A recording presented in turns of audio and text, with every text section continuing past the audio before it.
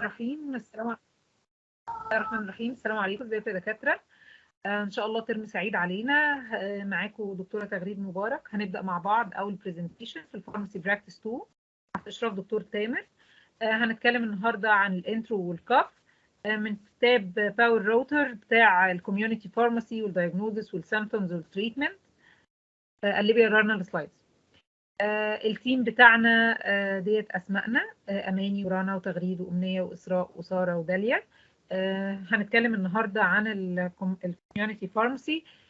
قلبي يا رنا دي البوينت يا رنا، قلبي السلايدز. طيب هنعرض النهارده في البرزنتيشنز البوينت اللي هنتكلم عنها النهارده. هنتكلم عن انترو، عن الكوميونتي فارماسي، عن الباك جراوند، عن الريسبيراتوري سيستم، يعني ايه كاف من حيث الميكانيزم اوف اكشن والاسباب والاتيولوجي والانواع والدايجنوزس، ايه هي الكونديشن المرتبطه بالكاف، وايه هي التريتمنت جايد لاينز، وايه هو وهناخد نبذه بسيطه عن الكاف في الكوفيد. تمام. يلا بينا نبتدي. يلا بينا نبدا. طبعا كلنا اشتغلنا في صيدليات وتعاملنا مع الجمهور، وخلال البرزنتيشنز اللي هتتقدم طول الترم هنبص بصه سريعه كده على امراض كتير وكل اللي يخصها، وده طبعا هيفيدنا كتير قوي في مجال الاوتو سي. طيب الصيدلي بتاع الكوميونتي فارماسي هو السلايد ما بتتكلفش، صح ولا دي مشكله عندي؟ الصيدلي بتاع الكوميونتي فارماسي عنده مميزات كتيره قوي عن غيره من بقيه الهيلث كير بروفيشنالز. اهم حاجه فيهم ان هو الموست اكسسبل، ان احنا سهل نوصل له. يعني شوفوا عندنا مثلا كام صيدليه في كل شارع دلوقتي، وكل واحد فينا عنده الصيدلي اللي بيثق في رايه، احيانا قصدي كل واحد من الشعب يعني عامه عنده الصيدلي اللي بيثق في رايه، واحيانا كتير قوي الصيدلي دوت بيبقى ثقه اكتر من راي الطبيب لظروف كتيره قوي، اهمها الظروف الاقتصاديه، واهم حاجه تانية ان هو مش محتاج ميعاد عشان اروح اكشف عند صيدلي، ولا محتاج كشف غالي، يعني اقدر المعلومه يعني اخدها منه في اي وقت بدون مقابل. ونظرا لاسباب كتيره قوي هنوضحها خلال البرزنتيشن، الناس ابتدت تتجه لحاجه اسمها السيلف كير. طب ايه هو السيلف كير؟ ال WHO عرفت السيلف كير على انه قدره الافراد والعائلات والمجتمعات ان هم يبروموت الهيلث ويمنعوا حدوث اي ديزيز ويحافظوا على الصحه، وان هو يكوب وذ الالنس والديسابيلتيز في حاله وجود او عدم وجود حد من الهيلث كير بروفايدر. طيب الهيلث كير دي مش عباره عن حاجه واحده، الهيلث كير دي مجموعه متصله كده من الخطوات اللي بيعملها الشخص عشان خاطر يبروموت يحافظ على الهيلث على صحته. طيب بتبدا بايه؟ بتبدا باختيارات الشخص الشخصيه اللي بتاثر على صحته، زي الرياضه، زي النظام الغذائي، زي الصحه النفسيه، زي تعرضه للستريس.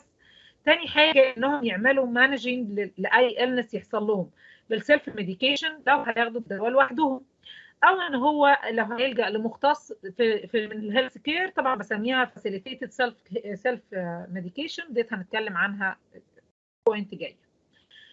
كل ما تمشي في الكوانتم بتاع السيلف كير زي ما باين عندنا في الكيرف، بيحصل الشخص المريض بيحصل على تسهيلات ومساعدات اكتر لحد ما يوصل لنقطه الفولي مانجمنت كير.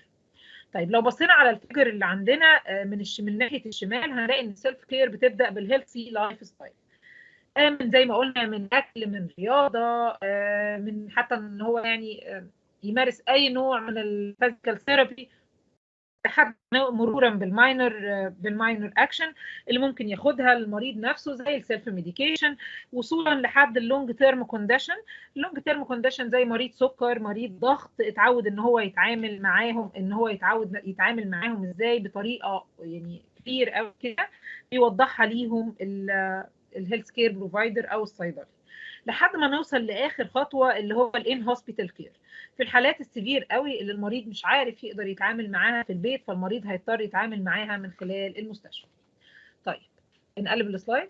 عندنا تعريفين مهمين قوي مرتبطين بالسيلف كير. التعريف الاولاني السيلف ميديكيشن والفاسيليتيتد سيلف ميديكيشن. ايه هو السيلف ميديكيشن؟ السيلف ميديكيشن ده اليمنت من السيلف كير، لان احنا زي ما قلنا ان السيلف كير مش حاجه واحده، دي عناصر كتيره متصله ببعضها. معناها باختصار ان المريض بيشخص نفسه بمرض او بعرض معين ويروح يجيب لنفسه العلاج، سواء من صيدليه زي عندنا في مصر او من الماركت بره مصر. الادويه الاو تي سي ممكن تتباع في الماركت. الادويه الاو تي سي اللي المتاح للمريض ان هو يقرر فيها لوحده من غير ميديكال بروفايدر او سوبرفيجن، الادويه دي بتختلف من بلد لتانيه، بس طبعا لازم يكون مصرح بيها من خلال الريجولار ايجنسي الخاصه بالبلد انها سيف وافكتيف وانها مش محتاجه ميديكال سوبرفيجن من دكتور او من صيدلي عليها، زي حاجات كتير زيها الفيتامينز، الهيربال ميديكيشن، المسكنات مثلا زي الباراسيتامول. حاجات كتيره قوي عندنا في مصر متاحه او تي سي يعني او مش او تي سي وبتطلع اوفر ذا كاونتر. تاني تعريف هنبص عليه الفاسيليتيتد سيلف ميديكيشن. زي ما قلنا ان معظم الادويه النون بريسكرايبد المرضى بيشتروها لوحدهم بدون اشراف طبي، بيعتمدوا بقى سواء على معلومات جايبينها من على النت، سواء على نصيحه جار، نصيحه اخ، اسال مجرب وما تسالش طبيب، يعني المصريين القاعده العامه اللي المصريين ماشيين بيها، او ان هم بيعتمدوا على المعلومات الموجوده على الباكج نفسها بتاعه الدراج. لكن لا، دي تبع السيلف ميديكيشن. انما لو اللي بيشتري دوت احتاج لمساعده من الصيدلي او لنصيحه او لسبورت من الصيدلي او من التكنيشن اللي واقف في الصيدليه، ساعتها هقول عليها فاسيليتيتد سيلف ميديكيشن، لان السيلف ميديكيشن هنا تم تسهيلها ليه بواسطه حد من الهيلث كير بروفايدر. طيب هنقلب السلايد. الكوميونتي فارماسي والسيلف كير. ليه الناس بتفضل انها تلجأ للسيلف كير والصيدليات بتاعتنا افضل ان هي تروح تكشف للدكتور؟ عندنا اسباب كتيره قوي. اول الاسباب ديت الهيلث كير كوست. طبعا دلوقتي بقى اقل كشف دكتور عندنا ما بيقلش عن 200 جنيه، ده اقل كشف موجود، وممكن كمان ما يكونش قريب منك فتحتاج ان انت تروح له، ودي كوست زياده. تحتاج ان انت تنتظر ويتنج، كوست زياده طبعا، ياثر مثلا على حاجه عمل حتى لو هياثر على النوم يعني، فهو ده كوست برضه. تاني حاجه التغيرات الكتيره اللي بقت حوالينا في السوشيال لايف ستايل. رتم الدنيا حوالينا بقى سريع قوي، وجود الصيدليه في مكان قريب مننا ده بقى حاجه مهمه قوي، وده بيخلي الصيدليات يعني حاجه اكسسبل اكتر زي ما احنا قلنا في الاول. تاني حاجه اللايف ستايل اللي احنا عايشين فيه والاخطار الكتيره اللي بقى متعرض ليها الانسان كل يوم، سواء بقى اكل، سواء ستريس، سواء دخان، حاجات كتيره قوي خلت على طول بقى عندنا اسئله كتير قوي تخص صحتنا. فمش معقول كل يوم هروح للدكتور. حاجه مثلا زي القولون العصبي، زي الصداع اللي جاي من الاستريس، حاجات كتيره قوي ما كانتش منتشره زمان زي دلوقتي، ده بسبب يعني السوشيال لايف ستايل اللي احنا عايشينها. نقطة ثالثة خلتنا برضو نعتمد على السيلف كير هي زيادة الإديوكيشنال ليفل. مين فينا دلوقتي ما عندوش اكسس للنت واكسس كمان سريع؟ مين فينا ما عندوش فيسبوك اكاونت بتظهر له بوستس طبيه ومعلومات طبيه ونصايح سواء من دكاتره او من معظم الناس اللي بتفتي؟ مين فينا ما عندوش دوت؟ فلو عايزه ادور على معلومه دلوقتي بقت اسهل حاجه ممكن اوصل لها. الانترنت دوت وصل لنا معلومات، خلانا يعني المعلومات دي متوفره ونعتمد عليها اكتر في السيلف كير. طبيعه البني ادمين ان هم بيحبوا ان هم يفتوا، يعني ما بيعرفوش يقولوا ما نعرفش، خاصه المصريين. فكره الاستهلاكيه نفسها وفكره الكوست. احنا بقينا يعني مش شعب والله، احنا بقينا مجتمع ككل يعني عالم كله الاستهلاكيه، بقينا مستهلكين شاريين لحاجات كتيره قوي وبنتوجه لها، ما بنبقاش بمزاجنا قوي قد ما بنبقى الحاجات ديت ان احنا متوجهين ليها عن طريق بقى ابسط حاجه ممكن موجوده، الاعلانات اللي موجوده في كل حته وحوالينا في كل مكان يعني، بقت على التليفون وعلى الموبايل وفي التلفزيون وعلى الشارع كل حاجة. والتكلفة المادية، لأن طبعا يعني كفاية الأزمة الاقتصادية اللي العالم كله بيمر فيها دلوقتي بسبب حرب بين دولتين، فالعالم كله بيقع، العالم كله بينهار. طيب خلينا نتكلم عن نقطة نقطة فيهم. الكونسيوميريزم اللي هو الاستهلاكية. هنقول حاجة بسيطة كده قوي فيها. التغيرات اللي موجودة في السوشيال بيهيفير حوالينا خلت نظرة الناس لصحتهم والخدمات الصحية المتقدمة ليهم تختلف. يعني مثلا زي ما قلنا الانترنت اللي بقى ممكن تعرف من خلاله حاجات كتيرة قوي خلى الناس ليها استفسارات اكتر، وفي المقابل بقى ليهم رأي يقولوه في اي ميديكال كير يعني كير يتقدم لهم. طيب زيادة مستوى التعليم عن زمان. نادرا دلوقتي ما تلاقي حد جاهل قوي اللي هو حتى مش عارف يقرا ويكتب، وده خلى الناس مش بس ان هي سهل انها تحصل على المعلومة من على النت او من على اي مصدر تاني او حتى من على الباكج بتاع العلبة، لا كمان خلاهم قادرين ان هم يفهموا ويستوعبوا ايه المعلومة ديت. تمام. وده خلى الهيلث كير بروفيشنال عليهم حمل كبير قوي، انهم هيتحولوا بقى من النمط التقليدي بتاع ان الدكتور ادرى بكل حاجة، الدكتور هو اللي عارف كل حاجه، ما تعدلش على الدكتور، للنمط التاني اللي هو بيشنت فوكس، يعني اللي هو انا هاخد راي البيشنت وههتم بيه وهيشاركني معاه في الراي. وفي النهايه هيبقى النون بريسكرايبد دراج هي اكتر طريقه للهيلث كير شيوعا في العالم. مهما حاولوا ان هم يدخلوا النون بريسكريبشن دراج للسوق بتاع يطلعوها من السوق بتاع الميديكال، يدخلوها في السوق بتاع الليبراليه بقى، اللي هو الحاجات اللي هي الاستهلاكيه العاديه في الماركت زي ما بيعملوا بره. تاني نقطه هنتكلم عندها الكوست. في مقابل مكافحه التكلفه العاليه قوي، معظم الدول بقت بتتجه ان هي تحسن المؤسسات الطبيه وتزودها بقى بالفاينانشال ريسورسز والستاف عشان خاطر تخرج باحسن جوده للخدمه الصحيه. طيب الاصلاحات ديت يعني اللي بتتعمل على الرعايه الصحيه، يعني بتخليها ماشيه مع التيار الرئيسي للصحه العامه. يعني ما فيش بلد في الدنيا هتحب ان يعني الصحه العامه عندها هتبقى قليله، هيأثر على الاقتصاد يعني كليا. طيب هنشجع الناس، وبعدين اتجهت الدول بقى ان هي تشجع الناس على ممارسه ليفل اعلى من السيلف كير فيما يخص بقى الامراض، سواء كانت اكيوت ان هم بقى دلوقتي في كير بروفايدرز ممكن تتواصل بيهم بالتليفون، خاصين حتى بالدوله، تمام. او حاجه كرونيك ان هي ممكن الدكتور بيبقى بيوصف له العلاج على المدى البعيد، بيديله حاجته كامله، ممكن يتواصل معاه على الواتساب ان هو مثلا يعدل ازاي في جرعته او الكلام ده. والكلام ده كله هيساعد على ان هو يقلل العبء المادي خاصه على البروفيشنال كير. في النهايه حابين نتكلم على دور الكوميونتي فارماسي ومشاركتها في السيلف كير. طبعا الكوميونتي فارماسي هي المكان يمكن الوحيد المتاح على طول اللي بيقدم السبورت والادفايس للجنرال بابليك لو قارناه بغيره من الهيلث كير فاسيلتيز. لو بصينا لفكره الكومباينيشن بتاع اللوكيشن والاكسسبيلتي اللي بيخليها هي الملجأ الآمن الموثوق فيه للمريض في أي وقت. لو بصينا ان في نقطة تانية، ان ثقة الناس في الصيدليات والصيدلي اللي موجود فيها هي اللي بتخليهم يلجأوا له في اي وقت وفي اي مرض، حتى لمجرد ان في ناس بتبقى عارفة ان الكيس ديت ايرجنت قوي ولازم مستشفى، فممكن يلجأوا للصيدلي الاول عشان يوجههم للمستشفى. وعلى الرغم من وجود صرخة عالمية لتحرير أسواق النون بريسكرايبد دراج وإن هم يخلوها حاجة تبع الماركتس العادية مش تبع الميديسينال سيكتور، إن تبقى الصيدليات هي في دول كتير قوي هي المين سبلاير للنون بريسكرايبد ميديكيشن، وده راجع لثقة الناس في الصيدلي، ويبقى الصيدلي هو الملجأ الأأمن للناس في إنهم يحققوا الرعاية الصحية بتاعتهم. دمتم صيادلة يا دكاترة، ودمتم عونا للناس على طول.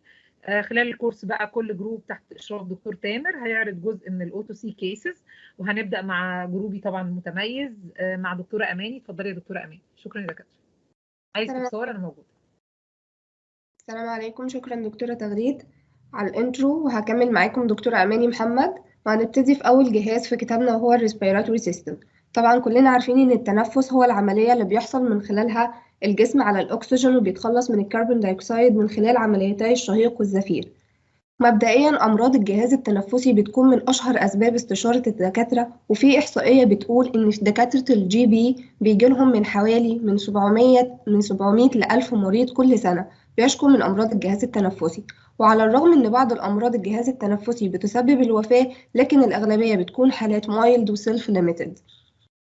الجهاز التنفسي بيتكون من upper respiratory tract و lower respiratory tract. الupper respiratory tract بيتكون من 3 حاجات: النيزل كافيتي والفارينكس واللارينكس. والlower respiratory tract بيتكون من التراكية والبرونكاي واللانجز اللي بيكون فيها البرونكيول والالفيولاين اللي جوه. أول حاجة النيزل كافيتي اللي هو التجويف الأنفي. الأنف بيرشح الهواء من الشوائب والجراثيم وبيعمل على تدفئته وترطيبه، وبعد كده بينزل على البلعوم اللي هو الفارنكس، بيتفرع لتو برانشز: الاسوفيجس والتراكية. وفي حاجة قبل اللارينكس كنا بناخدها زمان اللي هي لسان المزمار اللي هي الابيجلوتايتس، ودي وظيفتها ان هي بتمنع دخول الطعام للجهاز التنفسي اثناء عملية البلع. وبعد كده آخر حاجة في الأبر ريسبيراتوري تراكت هو اللارينكس اللي هو صندوق الصوت. تحتوي الحنجرة على الحبلين الصوتيين اللي بيحدث خلالهم الصوت لما بيتحرك الهواء خلال الحنجرة. بعد كده هنبتدي ندخل على التراكية اللي هي أول حاجة في اللور ريسبيراتوري تراكت، القصبة الهوائية. بتتكون من حلقات غضروفية غير مكتملة على شكل حرف سي من الجهة الأمامية عشان تسمح للمريء بالتمدد أثناء عملية البلع. وكمان بيكون فيها ميوكس ماتيريال تلتقط الأتربة والجراثيم والسيليا اللي هي الأهداب عشان تحركها باتجاه البلعوم وتطردها بره الجسم. وبعد كده بتتفرع التراكية عندي لبرونكاي ثم برونكيول والفيولاي اللي من خلالها بيحصل عملية الجاز اكستشينج. نكست. وأول موضوع في الريسبيراتوري ديزيز هو الكف. هناخد اوفر فيو ليها. الكحة بتكون عبارة عن بروتكتيف ميكانيزم من خلاله بيتم التخلص من المواد اللي عاملة تهيج، وده هنفهمه الميكانيزم اوف اكشن دلوقتي. لما نيجي نتكلم عن الميكانيزم اوف اكشن لازم نبقى عارفين ان عندنا 5 حاجات رئيسية، هي الكاف ريسبتور والافرنت نيرف والميدالا والافرنت نيرف واخيرا الافكتور ماسلز. اول حاجه بيحصل ستيميوليشن للكاف ريسبتورز اللي بتكون موجوده في البريكارديوم والستومك والدايفراجم والريسبيراتوري سيستم كله من اوله لاخره. اول ما بيحصل ستيميوليشن بيتنقل الستيمولس ده عن طريق الافرنت نيرف يروح للكاف سنتر في الميدالا، وبعد كده يحصل ريفلكس اكشن، ياخد الامر والاوردر اللي خلاص حصل من البرين يتنقل عن طريق النيرف التاني اللي هو الافرنت نيرف يروح للاكسبيراتوري ماسلز بتعمل بريشرز اللي هي بتعمل اكتيفيشن الاول للريسبيراتوري ماسلز وبيحصل بريشر داخل الدايفراجم ويحصل الكف اللي بيحصل من خلالها ريبارشن لاي بارتيكوليت ماتر بتكون موجوده عندنا. هنبتدي ناخد الكلاسيفيكيشن بتاع الكف، ودي بتعتمد على الهاو لونج الكف لوست. عندنا 3 تقسيمات. acute cough دي بتكون ماكسيموم 3 أسابيع، sub acute cough من 3 أسابيع ل 8 أسابيع، وكرونيك cough دي لو قعدت أكتر من 8 أسابيع. طبيعة الكف نفسها بتختلف بناء على في سبيوتم ولا مفيش. بتكون dry cough أو unproductive cough وproductive cough أو سبيوتم. الدراي cough دي الكحة الناشفة وبتكون persistent وعلاجها بنعالجها بالانتيتوسيف، والويت productive دي بتكون فيها سبيوتم وبنعالجها بميوكوليتيك أو اكسبكتورانت. هنبتدي ناخد الكوزز اوف الكف. ممكن تكون حاجة من 4: infectious أو non-infectious و environmental و drug induced cough. الانفكشيوس ممكن تكون viral infection أو bacterial infection. الفيرال infection the most likely cause ودي بتسبب أكتر أسباب الكحة انتشارا وحدوثا زي مثلا نزلات البرد، تمام؟ أو البكتيريال زي النمونيا. أو non-infectious زي تكون أي حاجة تانية مش تكون ما يكونش لها علاقة بالانفكشن زي البلمونري أو بالمونري امبوليزم أو كرونيك برونكايتس أو هارت فيلير أو الجيرد. وتالت حاجة معانا هي الانفايرومنتال ألرجي، دي زي السيجرت سموكينج ولو هوميديتي وكيميكالز والدست. آخر حاجة هي دراج انديوزد، وأشهر مثال ليها هي الايس انهبيتور زي ما احنا عارفين. بعد كده هناخد السلايد دي ما فيهاش جديد مختلف، هي عبارة عن كومباينيشن ما بين الكوزز والكلاسيفيكيشن اوف الكف، تمام؟ زي ما احنا شايفين في الاكيوت كف احنا قلنا ان هي بتكون اقل من 3 اسابيع، دي بنشوفها في امراض زي الابر ريسبيراتوري زي ما قلنا ان هي ممكن تكون فيرال زي الكومن كولد، ممكن تكون بكتيريال زي النمونيا، ممكن تكون نون انفكشوس اصلا في البلمونري امبوليزم او كونجستيف كرونيك او كونجستيف هارت فيلير، تمام؟ او السب اكيوت كاف دي بتكون موجوده في التي بي او الميوكوبلازما او كلاميديا انفكشن، واخيرا الكرونيك واشهرها بنشوفها في الازمه والسي او بي دي اند سو اون. اما بالنسبه للدايجنوزس بتاع الكف ده بيعتمد على وجود ساين وسيمتومز او بدون وجود ساين وسيمتومز. بمعنى يعني لو في مثلا كحه معاها فيفر يبقى دي ممكن يكون كحه سببها infectious cause او infectious disease. لو في كحه معاها ويزي كف او الكف دي بتورسن اثناء مثلا لوكيشن معين او اثناء سيتويشن معين او ريسنت اكتيفيتي زي اكسرسايز، تبقى دي ممكن تكون نون انفكشيوس واشهرها الازمه. هنا بنشوف زي في السكيم اللي قدامنا ده ان انا اول حاجه لما بيجي لي شخص في البيت او في الصيدليه او في اي مكان عنده كف، اول حاجه بساله عندك فيفر ولا لا. فيفر دي عشان اقدر اشوف هو عنده انفكشن ولا ما عندوش. لو عنده فيفر يبقى كده ان هو ريسبيراتوري انفكشن، وكده انا عرفت اللاين اللي هعالجه بيه ايه. طب لو هو ما عندوش فيفر، تاني حاجه هساله انت ازمتك ولا مش ازمتك، عندك هيستوري ولا لا. لو هو في هيستوري من الازمه يبقى ده هحوله ريفير لدكتور صدر بقى خلاص فيزيشن. طب لو ما عندوش اي حاجه بقى، ما عندوش فيفر ما عندوش ازمه، خلاص يبقى كده هساله على النيتشر بتاع الكف بتاعته، طبيعه الكف عندك ايه. برودكتيف ولا دراي. لو برودكتيف خلاص هديله ميوكوليتيك او اكسبكتورنت زي ما اتفقنا، ولو دراي هديله الانتيتوسيف. تمام. اخر سلايد معايا انا هنا differential diagnosis للكاف دي مور ديتيلد شويه، هناخدها بنفس الكلام. هناخد الجنب الاول من اليمين اللي هي الديوريشن. لو الفيفر او لو الكاف لو الكاف قعدت اكتر من 3 اسابيع، الديوريشن بتاعتها اكتر من 3 اسابيع، انا هريفير البيشنت ده، انا مش هتعامل معاه. لو هي اقل من 3 اسابيع هبتدي اتعامل معاه. لو انت اقل من 3 اسابيع هساله على طبيعه الكاف بتاعتك، productive ولا non productive. تمام. لو هي productive هناخد الجزء الشمال الاول، هساله نوع البلغم اللي عندك ايه، او سوري الكالر بتاع البلغم ايه. لو الكالر ممكن يكون حاجه من اتنين، ممكن يكون في بلاد بنسميها الهيماتيمسيس، ولما يكون معرق بدم كده البيشنت بيقول دايما ان هو يكون معرق بدم، ده هنريفير على طول، دي حاله مش بتعامل بيها. لو بيكون في ميوكس يعني لونه مخضر شويه، هساله في اعراض فيفر، يعني في اعراض انفكشن ولا لا. لو في برضه هعمله ريفيرال. يبقى من الاخر انواع البرودكتيف كاف بتكون اغلبها ريفيرال. طب لو نون برودكتيف، بسال على الكحه دي جات لك فجاه ولا على طول بتجيلك مثلا في الميعاد ده. لو هي sudden onset، لو هي فجاه جت، بنسال في اعراض انفكشن ولا ما فيش، نفس السؤال. لو في يبقى خلاص اوكي بتكون فيرال وبعالجها سيمبتوماتيك تريتمنت. او لو ما فيش بنشوف حاجه اسمها الثروت كليرنج. ثروت كليرنج ده نوع من انواع صوت الكحه اللي بيبقى طالع زي الووبنج كاف كده، زي الحمحمه، زي ما مش عارفه اسمها اللي يقعد يعمل كده يعني. دي بيكون فيها نوع من انواع الناس اللي كان عندها برد، وفي نوع من الميوكس بينزل من النوز لتحت الثوركس. لو كان سيك شويه يبقى خلاص مش بتحس فيه ان في كليرنج من تحت، فبيحتاج ان هو يحصل له كليرنج. ده بيعمل حاجه اسمها الثروت كليرنج. لو هو موجود يبقى خلاص انا بعالج البوست نيزل دريب، ده اللي هو انا بعالج الميوكس اللي موجود نازل لي من النوز من فوق نازل لي على الثوركس من تحت. طب لو هو مش موجود بشوف لو في اي تريجر فاكتور، زي في دوست، اتعرضت لسموكينج، اتعرضت لاي تراب، لكيميكالز، بشيل التريجر ده ويبقى مش محتاج تريتمنت لان انا شلت الكوز خلاص اللي عمل لي الكف.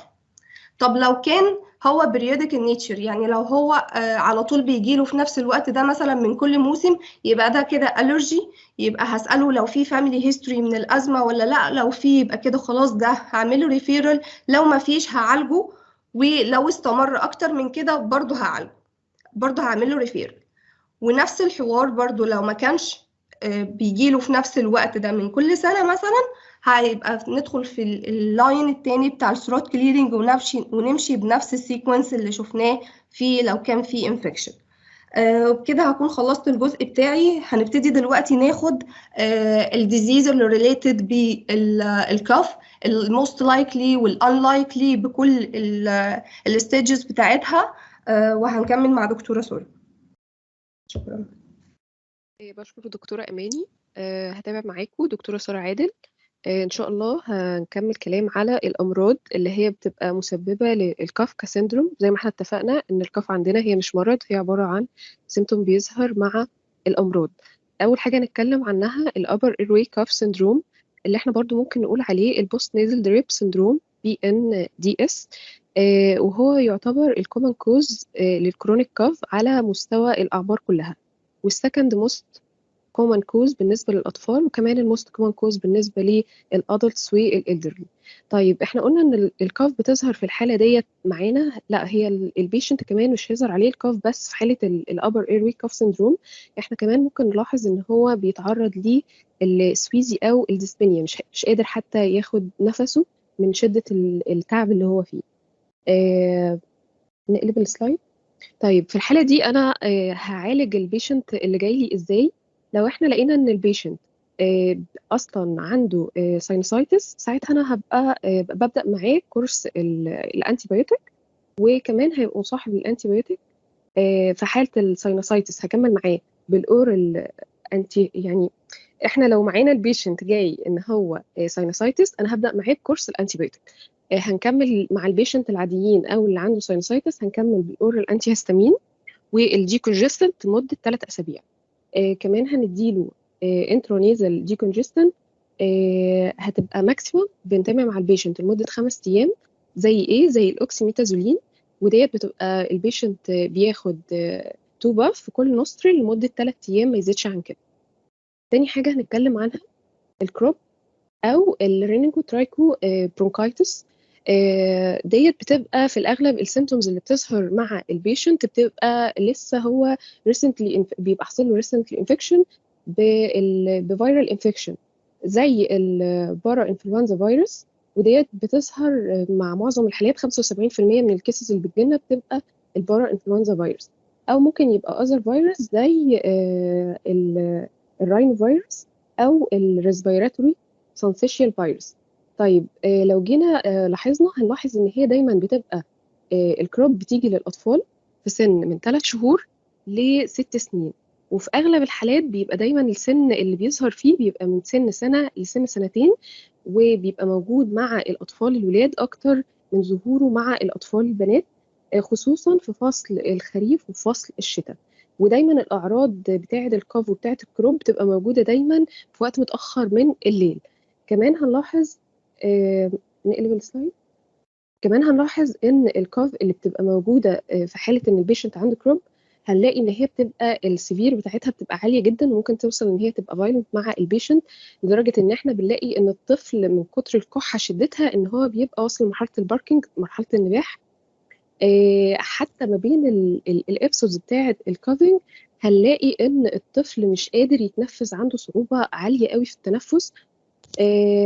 السيمتومز بتاعه الكروب والكاف بنلاحظ دايما مع الاطفال ان هي بيحصل لها تحسن كبير خلال فتره النهار، بس بيرجع تاني الطفل يجيله السيمتومز جديده وقويه بالليل. في الاغلب معظم الاطفال السيمتومز بتاعتهم بتروح، بيحصل لها تحسن وبتروح خلال 48 ساعه. لكن لما نيجي نعمل مانجمنت للكروب هيبقى دوت معتمد على السيفيريتي اللي الطفل وصل لها، ومن خلال دي لازم دايما الاب والام ننصحهم ان بمجرد ما الطفل موجود دلوقتي معانا في حاله ان هو عنده كروب، ان احنا دايما نلاحظ السيمتومز بتاعته واصله لفين. لان لو السيمتومز وصلت استمرت مع الطفل فوق ال 48 ساعه، او بدا يظهر عليه ديستريس او استرويد، لا ساعتها احنا محتاجين تدخل فوري، الطفل يروح بقى مستشفى او لدكتور متخصص، بحيث ان احنا الطفل ما يدخلش معانا في اي كومبليكيشن. طيب انا كصيدلي دلوقتي جات لي حاله ستاندرد عاديه محتاجه ان انا اعالج الطفل، هديله ايه؟ ساعتها بيبقى عندي 2 لاينز من التريتمنت، يا اما بدي stabilized ابنفرين، يا اما بديله استرويد، سواء بقى اديتها له اورال او اديتها له انتراماسكولار او اديتها له نيبولايز. ديت كده بيبقوا 2 اللاينز اللي انا بقدر اعالج بيهم الطفل في مرحله الكورونا.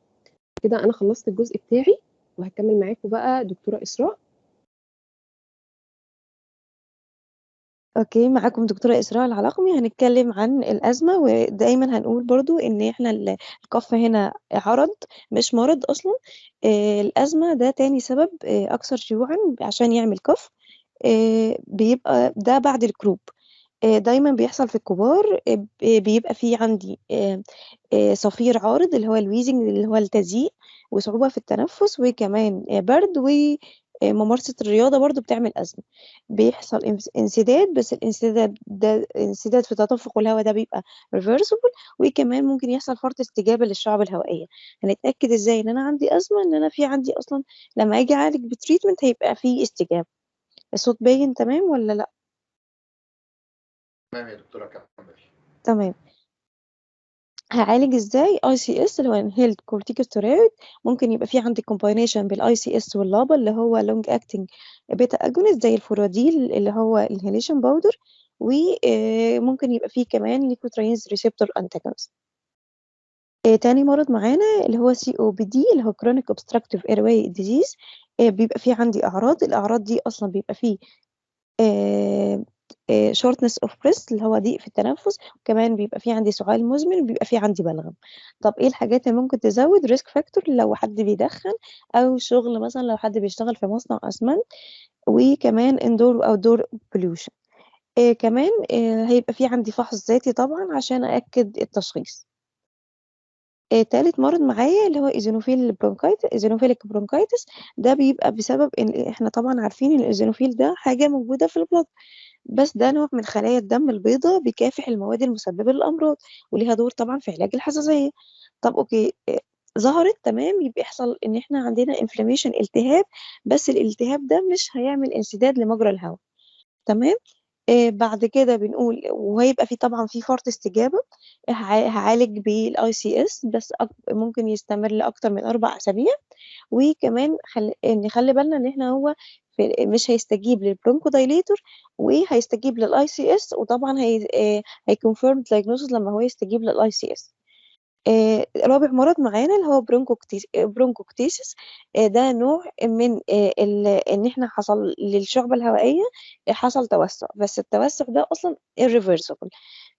طبعا احنا كده يعتبر حصل شبه تلف للقصيبة، لان السمك بتاعها وسع، فكده خلت المواد الضارة زي البكتيريا والميوكوس يتراكم في الرئة، فكده ممكن مع الوقت يعمل انسداد.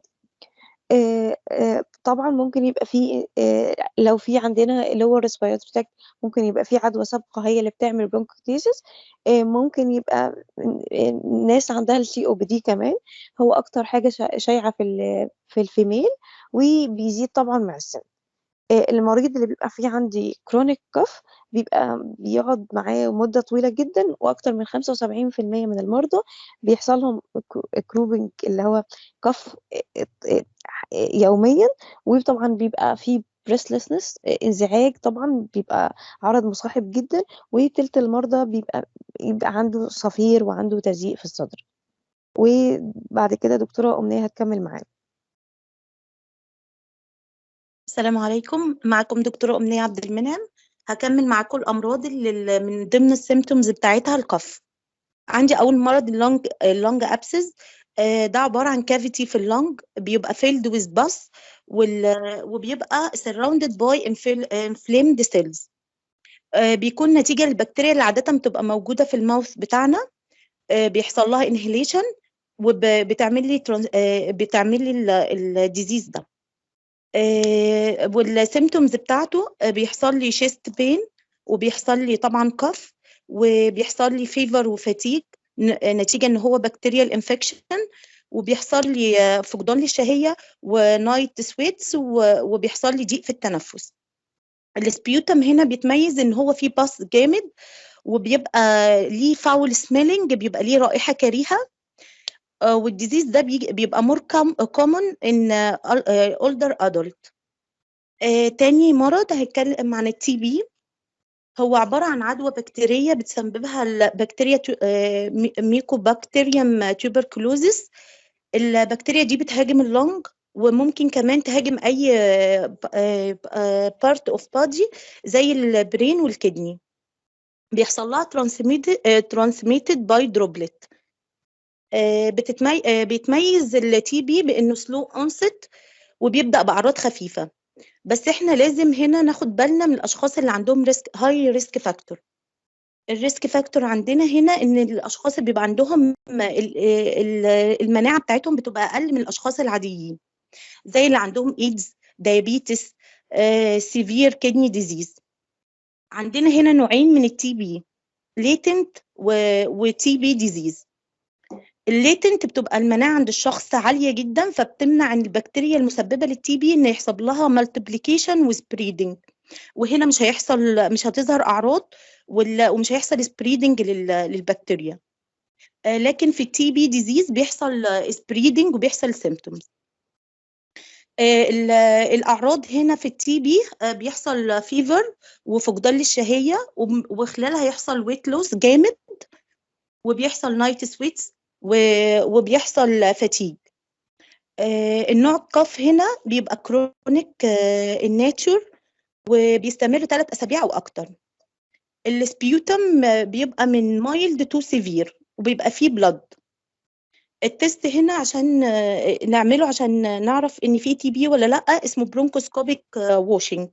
دي عبارة عن أنبوبة طويلة بندخلها من الماوس وبتنزل لحد اللنج، وبنعمل كولكت للسيل وبنشوفها اندر مايكروسكوب، ولو طلعت بوزيتيف للاسيد فاست باسيلاي ده بنعرف ان هو مصاب بالتي بي.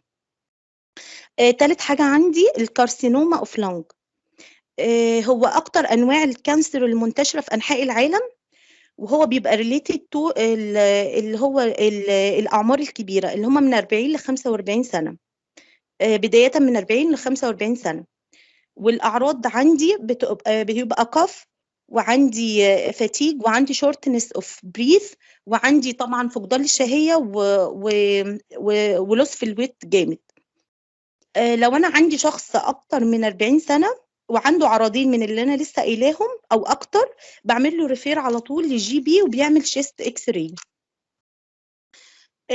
الكحة هنا بتبقى كومون وبتصيب 47% ل 86% من الاشخاص المصابين بالكارسينوما.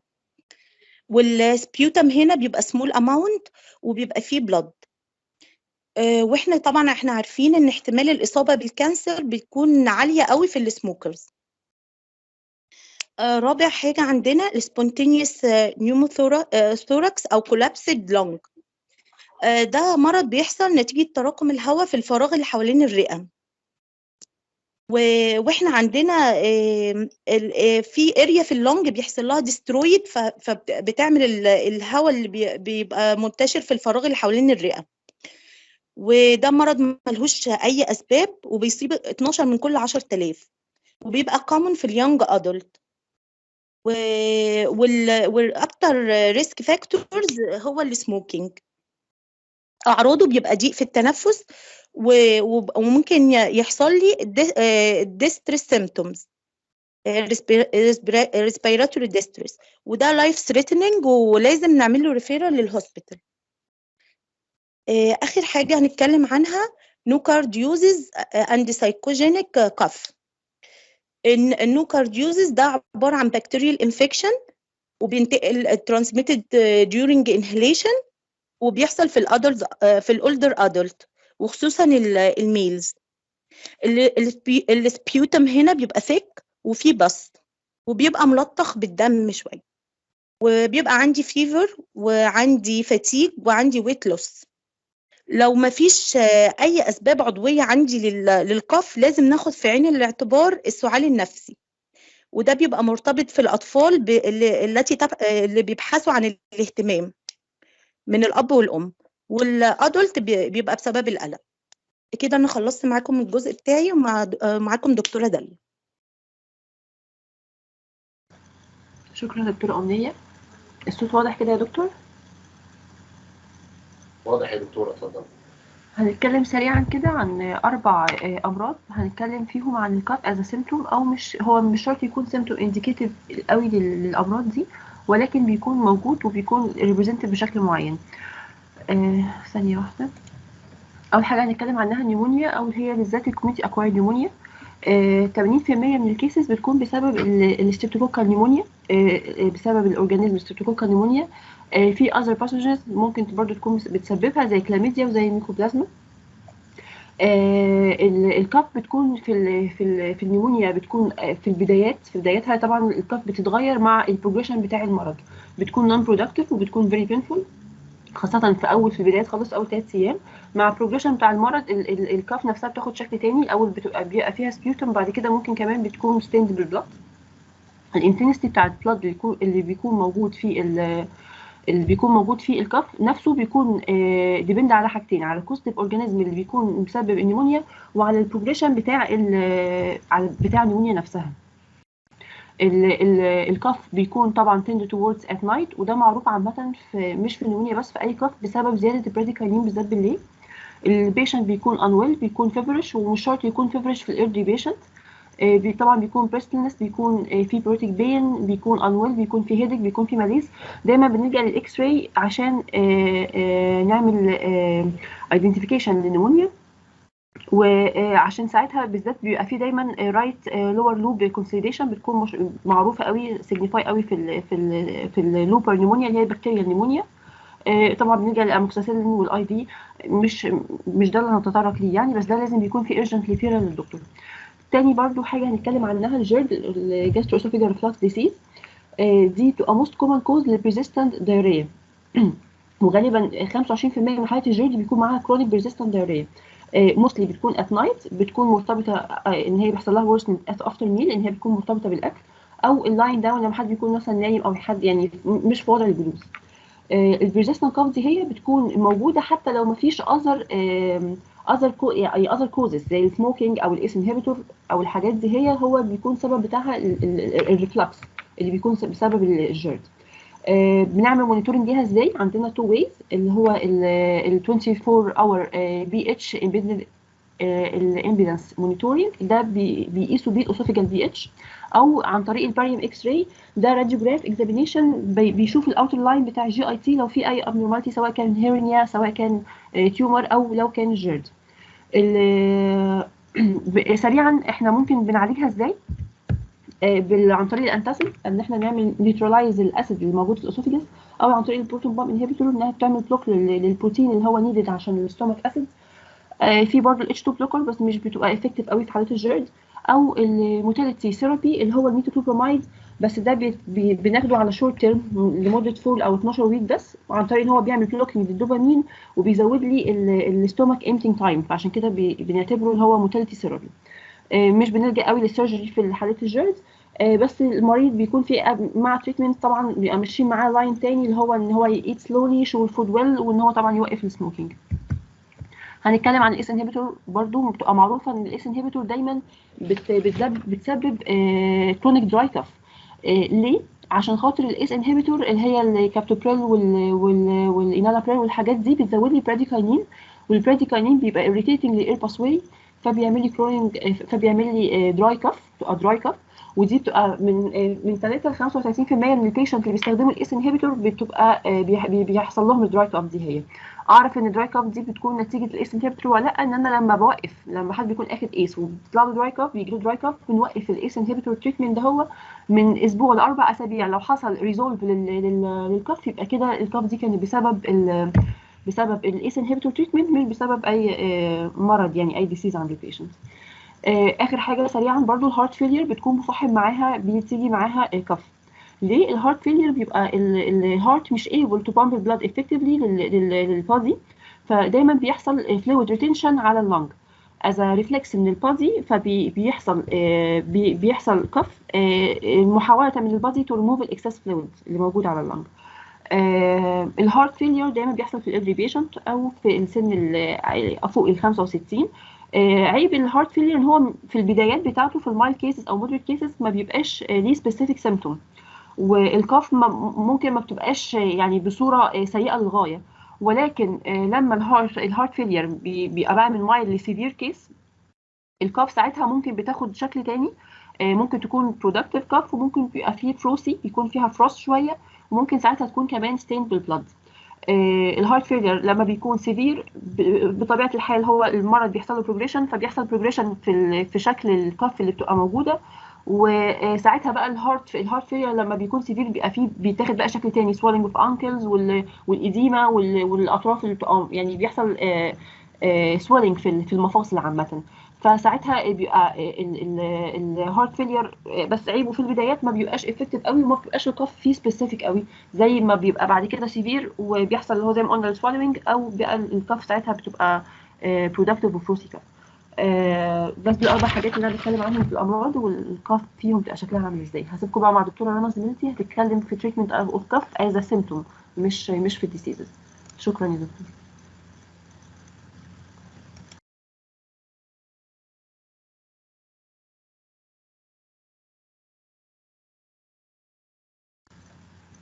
هو محدش بيتكلم دكتورة ليه؟ رنا دكتورة رنا اتخضيت، افتكرت ان انا كنت بكلم نفسي كل لا ده. لا انت خلصتي قلت دكتورة رنا وهي ما فتحتش المايك. دكتورة تمام. رنا افتح حالا يا دكتور. مين؟ الو. هي دكتورة. هي الصوت واضح؟ واضح يا دكتورة، اتفضلي. السلام عليكم، معكم دكتورة رنا. هشرح معاكم التريتمنت بتاع الكف از كف، المرض نفسه مش كأز عرض. هنتكلم ان شاء الله في التريتمنت اوف كف عن 6 حاجات. اول حاجة الانتي توسيفز، ديت كف سنتر سبريسنت، اكسبكتورنت، ميوكوليتكس، وانتي هيستامينكس، وبرونكو دايليتورز، وفارنجيال ديمولسنت. هنبتدي أول حاجة بالأنتي توسيفز. دي عبارة عن كف سنتر سبريسنت، بتقلل الكف، بتقلل السنتر بتاع الكف في المخ. بتشتغل بتعمل ريليف للسيمتومز، بتشتغل سنترالي وبريفرالي. منها الأنتي توسيف ديت الأوبيويدز. أول حاجة في الأوبيويدز الكودايين ده عبارة عن برو دراج بيحصل له ميتابولايزيشن لمورفين. هو بيبقى الكالويد، بيجي من الأوبيوم بوبي بلانت، بيكون ليه less addiction than المورفين، وبيكون ليه less respiratory center depression. بيكون effective antitussive باللو دوز بتاعته، لكن ممكن يعمل لي سايد افكت، منها دراوزي، سيكنينج للسبيوتم، وكونستيبيشن. تاني حاجة النوسكابين والفولوكودون، دول بيكونوا ريليتد للبابوفيرين. ديت عبارة عن بيحصل زي ماسل ريلاكسيشن كده، ما بيكونش ليها اي افكت ادكتيف او انرجيسيك او كونستيبيتنج بروبرتيز. ما بيحصل لهاش انترفيرن مع الميوكوسيرفين موفمنت. بتستخدم بدوز 15 مللي في النوكابين و10 مللي في الفولوكودين، بيبقى سيرب. ثالث حاجة الديكستروميثورفان، المود اوف اكشن بتاعه اللي هو NMDA نون ميثايل دي اسبورتيت ريسبتور انتاجونست. بيشتغل ان هو الريسبتور ده بيبقى يكون موجود في النيورونز، فبيعمل سبريسنت للكف، وبيقلل الماينور ثروتس اللي بيعمل سبريسنت للكف، وبيعمل ريليف للكف اللي بيبقى حصل بالماينور ثروتس، وبيقلل البرونكيال irritation. بيبقى مور افكتيف في حالات الفلو وحالات الكولد، وبيعمل بين ريليف. السايد افكت بتاعته ان هو ممكن يعمل نوزيا، فوميتنج، ديزنيا، وبلورد فيجن. تاني حاجة هنتكلم عن الاكسبكتورنت. الاكسبكتورنت هنا بتبقى اكت بريفرالي مش سنترالي. بتقلل الميكانيزم بتاعها ان هي بتقلل الفيسكوسيتي، فبتسهل الريموفال بتاع الكافنج، وبيقلل الحدة بتاعة الكف، وبتخليه مور برودكتيف.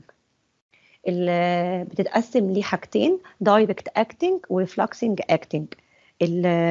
الدايركت اكتنج دولت اللي هو الجوافيسينين، اللي هو الصوديوم بوتاسيوم ستريت والاسيتيت. ده بيشتغل على البرونكيال سكريشن، بيعمل اكسبكتريشن للسبيوتم، بيكون سنجل دوز او ممكن يكون ان كومباينيشن. بيعمل ان هو بيقلل الفيسكوزيتي وبيزود الفوليوم، فبيقلل السكريشن بيقلل الفيسكوزيتي بتاعت السكريشن في التراكيا والبرونكاي. الريفلكسنج اكتنج بتاع الامونيوم سولت ده عباره عن اثر عكسي بيأثر في المعده، فبيزود السكريشن في القصبه الهوائيه بالجاستريك irritation، وبيزود السويتنج. ثالث حاجه الميوكوليتكس. الميوكوليتكس برضو نفس الفكره، ان هي بتعمل ليكويفاي للفيسكوزيتي سكريشنز. الاكزامبل بتاعها حاجتين، البروموهكسين والاسيتايل سيستين. البروموهكسين ده سينثيتيك ديريفاتيفز من الفازين الكالويد. المود اوف اكشن بتاعه ان هو بيعمل ثيننج وفيجمنتيشن للميوكوبوليساكرايد فايبرز، فبيزود الفوليوم ويقلل الفيسكوسيتي بتاع السبيوتم. تاني حاجه الاسيتايل سيستين، برضو بيقلل الفيسكوسيتي بتاعه السبيوتم، وبيستخدم في اللاينج فايبروزس والسيستيك فايبروزس، والاكشن بتاعه بيبقى من 2 ل 8 اور. من الادفيرس افكت بتاعته نوزيا وفوميتنج، وبيعمل برونكوسبازم ان برونكيال ازمه. عشان كده الناس اللي بيبقى عندهم ازمه ما اديهمش اسيتايل سيستين، عشان هيعمل وورسنينج للسيمتومز بتاعه الازمه. بعد كده هنتكلم عن الانتي هيستامينكس. الانتي هيستامينكس دول بيبقوا ادد للانتي تاسيف او ايه الاكسبكتورانت فورميوليشن، ما بديهمش لوحدهم، اللي هم بيبقى ليهم سيداتيف افكت عن طريق الانتي كولينرجيك اكشن بتاعهم. فعشان كده بستخدمهم اكتر في حالات الالرجيك كف، زي كلورفينامين والدايفينامين والبروميثازين. بعد كده هنتكلم عن البرونكودايليتورز. لما بيحصل عندي برونكوسبازم او ستيميوليشن للبلمونري ريسبتورز هيحصل انديوز للاجريجيتيف كافز وهيحصل برونكو كونستريكشن. هعالج الموضوع ده ازاي؟ ان انا هدي بيتا 2 اجونست زي السالبيوتامول والتربيوتامول. الاكشن بتاعهم هيعمل ايه؟ هي الفيلوسيتي اللي بتبقى على السيرفس بتاعت الاير فلو في اثناء الكف هيحصل لها كلير سكريشن من الاير ويز ديت، فهيحصل هيقلل من عمليه البرونكو كونستريكشن اللي هتحصل. لكن عندي البرونكودايليتورز ديت مش روتين فور ديلي يوز، هي بتستخدم بس في اثناء البرونكو كونستريكشن لما بتكون موجوده. اخر حاجه عندي الفارنجيال ديمولسنت، دولت اللي هم ايه السوس ذا ثروت، اللي هو يعني الحاجات المرطبات بتاعه الزور، اللي هم اللوزنج، الحاجات المستحلب. دولت بيعملوا دايركت اكتنج على بيزودوا السلايفيشن، بيشتغل على الافرنت امبلس من الانفلامد اريتيشن فارنجيال ميكوزا، فبيقلل الدراي كاف اللي بيطلع من ايه من الثروت، زي اللوزنج، زي الستريبسلز، زي الجليسرين واللوكريش، وزي الهاني العسل، وزي الادويه اللي بتبقى عندي في الكوميونتي فارماسيست اللي فيها حاجات طبيعيه زي الايفوسبان، ايفوبرونت، واند سو اون. اخر حاجه بقى هختم بيها ان شاء الله، بما ان احنا بنتكلم عن الريسبيراتوري سيستم وعن الكف، فمش هينفع ان احنا نختم المحاضره من غير ما نتكلم عن الكوفيد 19 بما ان هو مرض العصر، الكوفيد 19 والكف. طبعا كلنا عارفين الكوفيد وعارفين كل اعراضه وعارفين كل حاجه. انا هدي بريف سريع كده عن الكف بس في الكوفيد. اول حاجه البرايمري سيمبتومز بيبقى فيفر وكف وفاتيج وشورتنس اوف بريس ولوس اوف تيست اور سميل. هعالج البرايمري سيمبتومز دي ازاي؟ هعالجها بالحاجات اللي احنا اتكلمنا عليها، بالانتي تاسيف، بالاكسبكتورانت، بنفس الحاجات، وممكن ازود اللي هو الدكستروميثورفان، جوافينسين، اسيتايل سيستين عشان اللانج فايبروزس اللي بيحصل من الفيرال انفكشن اللي بيسببها الكوفيد 19، وممكن ادي اسيتومينافين علشان ريليف البين والفيفر. طيب في حاله ان الكيس عندي تدهورت ودخلت في الامرجنسي سيمبتومز زي difficulty في البريسنج، بريشر في البريست، persistent chest pain، confusion، وصل للسيانوزيس، وكوز بلو اند ليب، بلو في الليب او بلو في الفيس، دي كده يبقى حصل عندي severe respiratory failure وسيفير نيمونيا، وكده البيشنت هيبقى عندي بكواير ان احنا نديله اكسجين، ممكن يحتاج ان احنا نديله ميكانيكال فنتيليشن، فطبعا لازم يتوجه لاقرب مستشفى علشان يتخذ ايه الاجراءات اللازمه. كده احنا خلصنا محاضرتنا، ويا رب نكون مطولناش عليكم، هو بس الموضوع كان كبير والماتيريالز كانت فيها كتير، فحاولنا نغطي كل حاجه على قد ما نقدر. شكرا لكم جميعا. طيب شكرا يا دكتوره رنا، والف شكر للجروب بتاع حضرتك. هو بس ما طولناش عليكم كتير، احنا كنا قايلين البرزنتيشن تلت ساعه، حضراتكم بقالكم ساعه بتتكلموا. هياخد من وقت بقيه الزملاء. يعني احنا كان الهدف بس اللي تبقى حاجه صغيره، بس هي فعلا الموضوع كويس، اتغطى كويس، اتشرح كويس، وحته الكوفيد اللي كانت الاخر دي ظريفه. فانا حابب اشكر حضراتكم على المجهود، بتمنى ان بقيه الجروبات برضو يعني هتبذل مجهود، بس مش برزنتيشن بالساعه كده، هتبقى المحاضره 4 ساعات.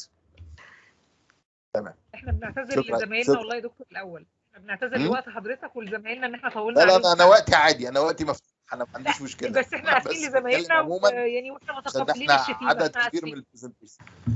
هو احنا بس طريقه دي يا دكتور ان احنا وانا اتبسطت فيها. هو احنا طريقه دي ان احنا لازم نغطي كل التوبكس اللي في الكتاب. يعني انا عن نفسي ما كنتش عايزه مش عارفه يعني، هو احنا كنا لازم نجيب السورس من الكتاب. بس بنعتذر لزمايلنا ومعتمدين اكتر حاجه ان دكتور تامر هيعتمد على الاسئله، يعني احنا بس معتمدين ان حضرتك مش هتخليهم يشتمونا اكتر من كده. ما فيش حد هيشتكي والله يا دكتور انا اي اتفضلي. حاولت يعني اقتصر على قد ما اقدر، بس هو التوبيك كبير قوي.